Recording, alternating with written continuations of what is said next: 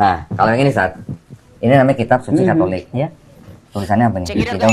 Tidak untuk diperdagangkan. Jadi nggak jual beli. Eksklusif ya. Jadi ini kitab adalah buat calon pastor. Dengan pengantar dan catatan lengkap 2009 ya. dipersembahkan kepada umat Katolik Indonesia oleh Direktorat Jenderal Bimbingan Masyarakat Katolik ya, Departemen Agama Republik Indonesia. Ya. Kenapa nggak boleh diperdagangkan? Karena di sini ada catatan kaki. Jadi ini masih dijual nggak sih? Udah nggak beredar ya? Enggak. Oh iya, nggak boleh perdagangkan kan? Iya. Ini ayat segini kan? Iya. Ini catatan kakinya. Oh gitu. Ini ayat, ini catatan kaki ya. Nah, sekarang di dalam mempelajari yang namanya Kristologi, kan kita harus tahu doktrin utama mereka-nya apa. Doktrin utama mereka kan Trinitas. Trinitas ya. Nah, itu yang menjadi pertanyaan orang-orang bahwa di mana ada ayat yang mengajarkan konsep Trinitas, kan begitu. Saya nggak nanya kata Trinitasnya. Kata Trinitas nggak ada di sini. Nggak ada. Tapi ayat rumusannya nggak ada. Ada di sini, Ustaz. Ada. Nah, udah. Ayatnya bunyinya begini, Ustaz. Rumusan Trinitas itu bunyinya begini. 1 Yohanes pasal 5 ayat 7.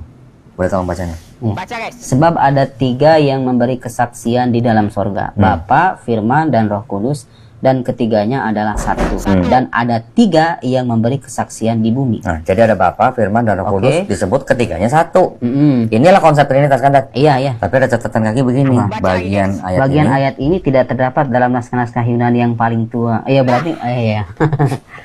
Dan tidak pula dalam terjemahan-terjemahan kuno, bahkan tidak dalam naskah-naskah paling baik dari Vulgata. Vulgata itu Bible dalam bahasa Latin di abad 4. Oke. Bagian ini kiranya aslinya sebuah catatan di pinggir halaman salah satu naskah terjemahan Latin yang kemudian disisipkan ke dalam naskah-naskah oleh penyalin dan akhirnya bahkan disisipkan ke dalam beberapa naskah Yunani. Karenanya begini.